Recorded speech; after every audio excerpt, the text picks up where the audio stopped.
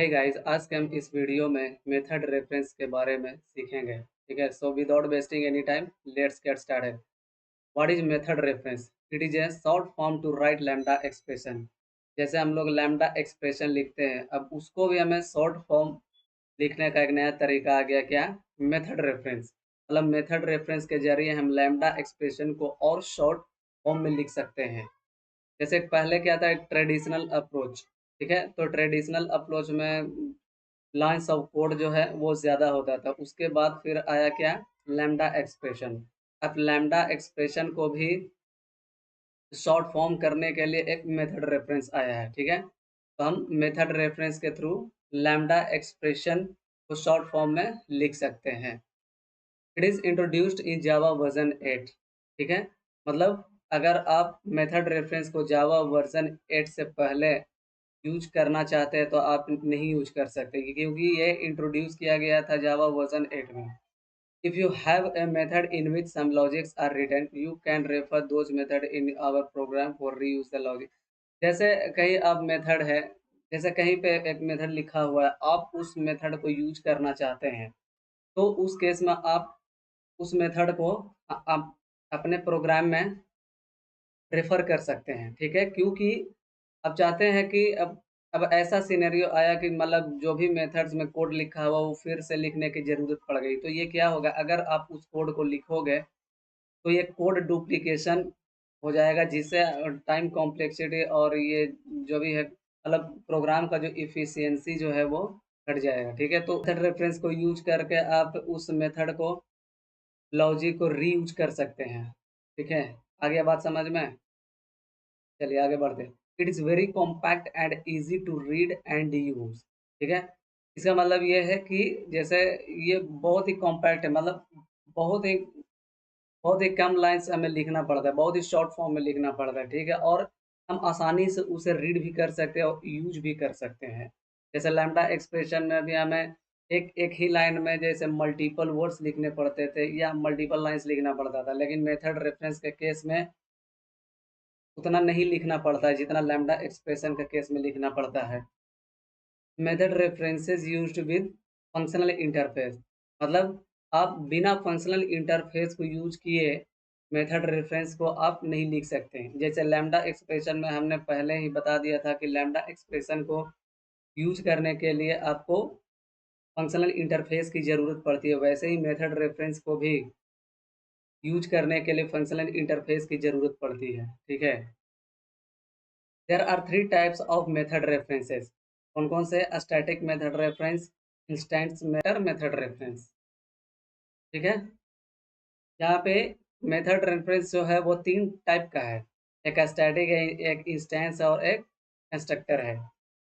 Double colon operator is use to write method reference. जैसे lambda expression को use करने के लिए लैम्डा ऑपरेटर का इस्तेमाल किया जाता था, वैसे ही मेथड रेफरेंस को यूज करने के लिए डबल कोलोन ऑपरेटर का यूज किया जाता है। ठीक है, चलिए देखते हैं कि स्टैटिक मेथड रेफरेंस होता क्या है। It allows us to refer the static methods. जो भी स्टैटिक मेथड्स लिखा हुआ है सिर्फ उसी को ये हमें एक्सेस की परमिशन देता है। ठीक है, मतलब उसको हम एक्सेस कर सकते हैं। जैसे हम लोग पहले बचपन से ही करते आ रहे हैं कि जैसे स्टैटिक मेथड अगर स्टैटिक मेथड अगर किसी क्लास में लिखा हुआ है तो हम डायरेक्टली क्लास नेम के थ्रू उस स्टैटिक मेथड को एक्सेस कर सकते हैं। ठीक है, जैसे विदाउट मेथड रेफरेंस को हम कैसे करते थे, अभी फिलहाल बचपन से कैसे करते आए हैं, class name dot static method. इस प्रकार से आप स्टैटिक मेथड को एक्सेस कर सकते हैं, है ना? करते थे। नाउ विद मेथड रेफरेंस, अगर आप मेथड रेफरेंस को यूज करना चाहते हैं तो बस आपको क्या करना है, एक डबल कोलोन ऑपरेटर की जरूरत पड़ती है। ठीक है, जैसे पहले क्या लिखेंगे, क्लास, उसके बाद डबल कोलोन ऑपरेटर, उसके बाद स्टैटिक मेथड नेम। ठीक है,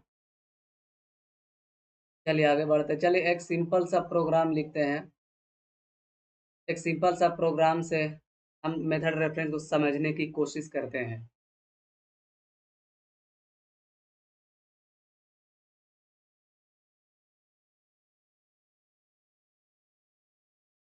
हमने क्या बनाया कि एक हेलो क्लास ले लिया, ठीक है। हेलो क्लास में हमने कुछ स्टैटिक मेथड डिफाइन कर दिए, दो स्टैटिक मेथड्स डिफाइन किए हैं और दो इंस्टेंस मेथड डिफाइन किए हैं, ठीक है। ये कहीं में भी मतलब ये अलग से हमने एक क्लास बनाया, उसमें हमने डिफाइन किया। ये हम इस मेथड मतलब इस क्लास में भी लिख सकते थे, static method reference demo class में भी हम लोग लिख सकते थे। ये अलग से इसलिए लिखा क्योंकि आपको समझने में ज़्यादा क्लियर हो, ज़्यादा आसानी से आप लोग समझ सकते हैं, ठीक है। तो जैसे अब ये स्टैटिक मेथड लिखा हुआ है, हम लोग जनरली कैसे इसको एक्सेस करते थे, हेलो हेलो डॉट, जैसे इज इवन को, is even, hello dot is even को हम कॉल करते थे, है ना। तो उसी प्रकार से यहाँ पे क्या किया गया है कि हेलो, ये देखो, हमें इवन नंबर मतलब जो भी नंबर पास किया है उसको फाइंड करना कि ये इवन नंबर है या नहीं, मतलब हमें बूलियन वैल्यू रिटर्न चाहिए, ठीक है। तो इसके लिए हमने हमने क्या किया कि एक प्रिडिकेट फंक्शनल इंटरफेस लगाए। पहले ही मैंने बताया ना इसी टॉपिक में, इस थ्योरी में बताया कि आप फंक्शनल इंटर मतलब बिना फंक्शनल इंटरफेस को यूज किए आप मेथड रेफरेंस को यूज नहीं कर सकते, ठीक है। तो इसलिए मैंने प्रिडिकेट फंक्शनल इंटरफेस लिया जिसका नाम दे दिया है is even number, equal to hello operator और इज इवन। हेलो क्या है, हेलो क्लास है, ठीक है, ये क्लास है। ये क्या है, ये मेथड है, मेथड नेम है। तो इस प्रकार से हम स्टैटिक मेथड को कॉल कर सकते हैं विद मेथड रेफरेंस, ठीक है। जैसे इज ऑड है, इज ऑड को भी हम कैसे एक्सेस करेंगे, इज ऑड है, ठीक है। इज ऑड भी ये स्टैटिक है। तो हेलो ऑपरेटर मतलब डबल क्लोन ऑपरेटर, उसके बाद इज ऑड, मतलब इस प्रकार से हम मेथड रेफरेंस को यूज कर सकते हैं। ये क्या कहलाता है, ये मेथड को रेफर कर रहा है, मतलब हेलो क्लास में जो भी इज ऑड मेथड है उसको रेफर कर रहा है।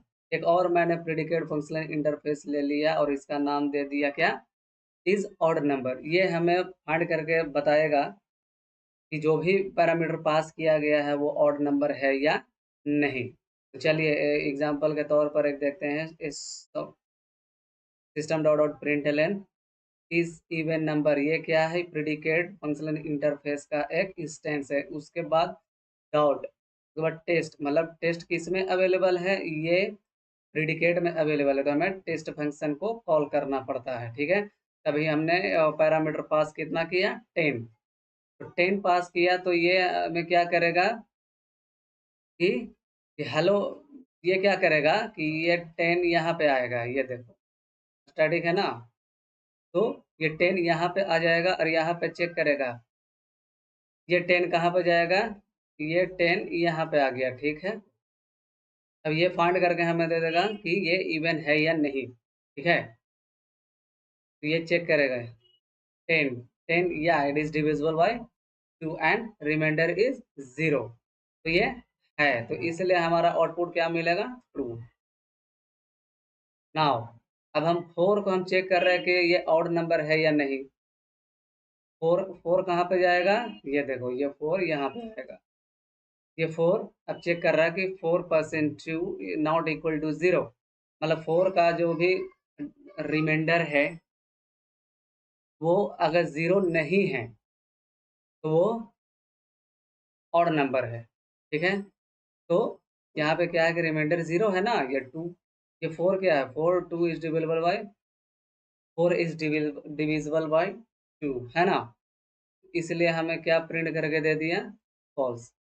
मतलब इस प्रकार से हम मेथड रेफरेंस को यूज कर सकते हैं। अगर मेथड रेफरेंस को यूज नहीं करके हम लैम्डा एक्सप्रेशन को यूज करते हैं तो हमें क्या लिखना पड़ता कि ये देखो इज इवन के लिए हमें, ये देखो ये मेथड जो मैंने पहले ही बताया कि इस मेथड को हम इस क्लास में भी हम लोग लिख सकते थे, ठीक है। तो इसलिए हम सिर्फ समझाने के लिए मैंने एक अलग से क्लास लिया और उसमें सारे स्टैटिक मेथड्स और इंस्टेंस मेथड्स को डिफाइन किया है, ठीक है। तो अगर हम लैम्डा एक्सप्रेशन से लिखते तो कैसे हम लोग ऑपरेशन, लैम्डा एक्सप्रेशन से हम लोग कैसे लिखते, ये देखो, एक पैरामीटर पास किया ए, उसके बाद A percent to equal equal to 0, है ना। मतलब जो भी पैरामीटर पास कर रहा है वो चेक कर रहा है कि वो 2 से डिविजिबल बाई है या नहीं, है ना। उसी प्रकार से ऑड के लिए मैंने लैम्डा एक्सप्रेशन लिखा है ना। तो इस प्रकार से हम लोग देख सकते हैं कि मेथड रेफरेंस को कैसे यूज करते हैं हम अपने प्रोग्राम में। चलिए आगे बढ़ते हैं।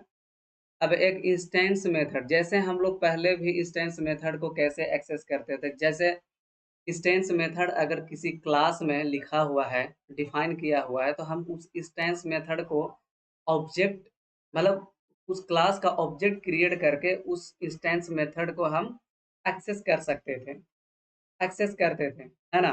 तो उसी प्रकार से अगर आप मेथड रेफरेंस का यूज नहीं कर रहे हैं तो हम लोग कैसे करते थे, ऑब्जेक्ट रेफरेंस डॉट उसके बाद इंस्टेंस मेथड, है ना। इस प्रकार से अगर आप मेथड रेफरेंस को यूज करना चाहते हैं तो उसके लिए आपको क्या करना पड़ेगा, सबसे पहले एक उस क्लास का ऑब्जेक्ट क्रिएट करना पड़ेगा और उस क्लास ऑब्जेक्ट के थ्रू उस इंस्टेंस मेथड को कॉल करना पड़ेगा। तो इस प्रकार से हम इंस्टेंस मेथड को हम कॉल कर सकते हैं, ठीक है। मतलब मेथड रेफरेंस, मतलब मेथड को रेफर कर सकते हैं इस प्रकार से। अब इसका भी एक एग्जांपल देख लेते हैं। जैसे अभी मैंने शो किया था, जैसे हेलो क्लास में स्टैटिक मेथड बनाया है और इंस्टेंस मेथड भी बनाया है। इंस्टेंस मेथड कौन कौन सा है, एक समेशन है और एक मल्टीप्लिकेशन है, जिसमें दोनों पैरामीटर पास होगा और जो भी ऑपरेशन मतलब समेशन के अकॉर्डिंगली परफॉर्म करेगा और मल्टीप्लिकेशन के अकॉर्डिंगली परफॉर्म करेगा, ठीक है। तो अ, जब किसी क्लास में इंस्टेंस मेथड अवेलेबल है तो उस क्लास को ऑब्जेक्ट क्रिएट करना पड़ेगा, ठीक है। जैसे यहाँ पे हेलो क्लास में इंस्टेंस मेथड्स अवेलेबल है तो हेलो क्लास का ऑब्जेक्ट क्रिएट किया, ठीक है। ये एच इंस्टेंस वेरिएबल, ये एच क्या है, एच इंस्टेंस ऑफ हेलो है ना। तो अब हम इसको कैसे कॉल करेंगे, तो एच ऑपरेटर और समेशन, समेशन एक फंक्शन नेम है, ठीक है। अब ये देखो, अब उसमें तो हमने ये प्रिडिकेट जो मैंने लिखा था, प्रिडिकेट फंक्शनल इंटरफेस, क्योंकि ये मैंने क्यों लिखा है, प्रिडिकेट मैंने क्यों लिखा, इसलिए लिखा कि इसका जो रिटर्न टाइप है वो बुलियन है। ऐसे बुलियन में हमें रिजल्ट प्रोड्यूस कर रहा है, तो इसीलिए प्रिडिकेट फंक्शनल इंटरफेस देना हमें पड़ा, इंटरफेस देना पड़ा, ठीक है। वैसे ही समेशन हमें क्या करके देगा, एक इंटीजर टाइप हमें देगा और जिसमें 2 पैरामीटर पास करना चाहिए, है ना। जैसे समेशन मेथड हमने ऐसा बनाया कि जिसमें 2 पैरामीटर पास करेगा उसके बाद समेशन परफॉर्म करेगा, ठीक है। तो इसीलिए हमने कुछ, जैसे फंक्शनल इंटरफेस वाले टॉपिक्स में ही मैंने बताया था कि एक बाई फंक्शन नाम का एक फंक्शनल इंटरफेस होता है जिसमें दो दो इनपुट लेता है और तीसरा जो पैरामीटर होता है वो आउटपुट के लिए, जैसे ये फर्स्ट इंटीजर हो गया, फर्स्ट इनपुट के लिए, ये सेकंड इनपुट के लिए और ये हो गया आउटपुट के लिए। ये ऐसा नहीं है कि आप बाय फंक्शन के जगह पे आप कुछ भी लगा, रिजल्ट रिटर्न करेगा, मतलब ये मेथड जो भी रिटर्न करेगा उसके कंपैटिबल फंक्शनल इंटरफेस यहाँ पे आपको लगाना पड़ेगा, मतलब आपको असाइन असाइन करना पड़ेगा, ठीक है। तो इसीलिए हमने यहाँ पे बाय फंक्शन फंक्शनल इंटरफेस का यूज किया है, ठीक है। वैसे ही मल्टीप्लिकेशन का भी, मल्टीप्लिकेशन मेथड को भी रेफर किया और किस में असाइन कर रहा हूँ, ये बाई फंक्शन में, बाई फंक्शन फंक्शनल इंटरफेस में। अब चलिए अब इसको हम प्रिंट करके देखते हैं कैसे प्रिंट होगा। तब ये अप्लाई मेथड मैंने बताया था कि फंक्शन और बाई फंक्शन में अप्लाई मेथड्स है, ठीक है। Apply method functional, apply method एक अब्स्ट्रैक्ट मेथड है, ठीक है। उसको हम कॉल करेंगे, तो मैंने पैरामीटर पास किया, क्या क्या, एक 10 पास किया, एक 20 पास किया, 10 20 पास करेगा और जो भी रिटर्न करेगा, जो भी रिजल्ट रिटर्न करेगा वो यहाँ पे प्रिंट करके दे देगा। ये देखो 10 + 20 30 समेसन इक्वल। वैसे ही मल्टीप्लीकेशन के लिए ये देखो मैंने दो पैरामीटर पास किया 5 एंड 5। वैसे ही 5 × 5 क्या दे देगा, वो 25 देगा। अब इसके वो जैसे ये तो मेथड रेफरेंस में लिखा, अगर जो लैम्डा एक्सप्रेशन की बात करें तो कैसे लिखते हैं, तो इस प्रकार से लिखते हैं, वो समेशन के लिए और ये मल्टीप्लीकेशन के लिए। मेथड रेफरेंस का यूज कर रहे होते हैं तो उस केस में आपको रिटर्न जो भी रिजल्ट आपको रिटर्न होगा उसके अकॉर्डिंगली आपको फंक्शनल इंटरफेस का यूज करना पड़ेगा। जैसे लैम्डा एक्सप्रेशन में हमने यूज किया करता था, वैसे ही मेथड रेफरेंस में भी यूज करना पड़ेगा, अन्यथा आप मेथड रेफरेंस को यूज नहीं कर सकते। चलिए देखते हैं कंस्ट्रक्टर मेथड रेफरेंस क्या है। It allows us to refer the constructor of the class to create the object.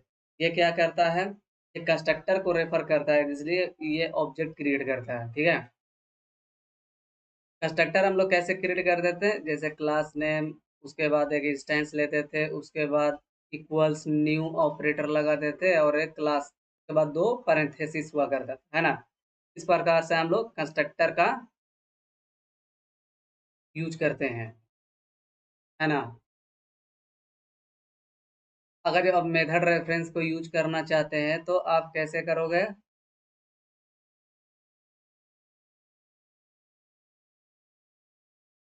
एक क्लास नेम देंगे और डबल क्लोन ऑपरेटर देंगे, उसके बाद न्यूज, बस यही चीज करना है और एक ऑब्जेक्ट क्रिएट हो जाए। कितना आसान है यहाँ पे, है ना। इसके लिए मैंने क्या किया, एक यूजर एंटिटी क्लास बनाया है जिसमें कुछ एट्रीब्यूट्स है, आईडी, नेम, ईमेल, एक कंस्ट्रक्टर बनाया, कुछ सेटर्स और गेटर्स मेथड्स है, कुछ एक टू स्ट्रिंग मेथड्स को ओवरराइड किया। ठीक है, इसका एक इसको वैल्यू को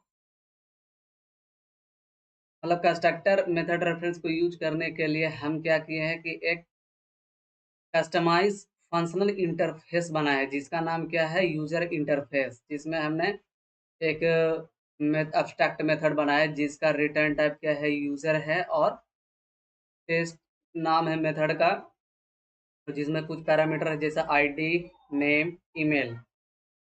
ये मैंने एक फंक्शनल इंटरफेस बनाया है। ठीक है, अब चलिए देखते हैं कि कैसे हम लोग कंस्ट्रक्टर रेफरेंस को यूज करते हैं।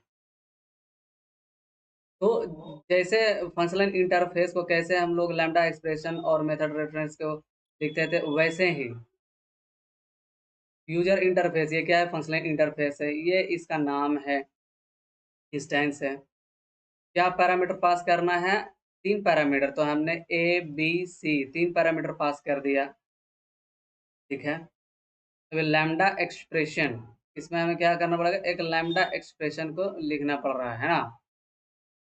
लैम्डा एक्सप्रेशन को लिखेंगे, ये क्या है कि ये लैम्डा एक्सप्रेशन के थ्रू मैंने लिखा है। ठीक है, अगर हम लैम्डा एक्सप्रेशन के थ्रू लिखते तो कैसे लिखते हैं, यूजर इंटरफेस, इसका नाम और ये तीन पैरामीटर, उसके बाद यूजर क्लास, उसका एक इंस्टेंस और न्यू यूजर। क्योंकि ये क्या है कि ये कंस्ट्रक्टर में हम पैरामीटर पास कर रहे हैं, ये देखो ये कंस्ट्रक्टर बनाया गया, पैरामीटराइज कंस्ट्रक्टर, जिसमें तीन पैरामीटर पास करना है, तो ये पैरामीटर पास कर दिया ए बी सी, है ना, और उस यूजर को रिटर्न कर दिया। तो हम इसको हम प्रिंट करते हैं, तो हम कैसे करेंगे, तो U dot test, test method को कॉल करें। टेस्ट क्या है, टेस्ट यूजर इंटरफेस में अवेलेबल है, ये देखो, है ना। टेस्ट जो है यो यूजर इंटरफेस फंक्शनल इंटरफेस में अवेलेबल है, उसके थ्रू हम पैरामीटर पास कर रहे हैं, 1 abc@gmail.com। ठीक है, तो ये हमें क्या प्रिंट करके दे देगा यार, ये देखो यूजर डिटेल 1 abc@gmail.com। चलिए अब मेथड रेफरेंस को यूज करते हैं, ये देखो इस इसी को सिर्फ शॉर्ट फॉर्म में क्या किए हैं, ये देखो इसी को हम क्या किए हैं कि ये पूरा है ना, ये इतना दूर, इसको हम क्या किए कि user clone double clone new, बस इतना सा लिखें। ठीक है, इतना सा लिखने के बाद हम टेस्ट मेथड को कॉल करेंगे। टेस्ट मेथड में हम पैरामीटर पास करेंगे टू bcd@gmail.com, ठीक है, टू bcd@gmail.com, और इसको असाइन इसमें करवाएंगे यूज़र डिटेल में। और ये कौन सा टाइप होगा? यूज़र टाइप होगा, है ना? ये यूज़र टाइप होगा, यूज़र डिटेल्स में इसको हम असाइन करवा रहे हैं, ठीक है। अब यूज़र डिटेल को हम प्रिंट कर लेंगे। ये देखो भाई, ये bcd@gmail.com, bcd आ गया, है ना? तो इस प्रकार से हम कंस्ट्रक्टर रेफरेंस को भी यूज कर सकते हैं। मतलब अगर आपको लैम्डा एक्सप्रेशन आपको लैम्डा एक्सप्रेशन से खेलना आ गया तो मेथड रेफरेंस से कुछ नहीं है, कि कोई रॉकेट साइंस नहीं है, आप आसानी से उसको use. I hope you enjoyed this video and please hit like and share button and don't forget to subscribe this channel. Thank you.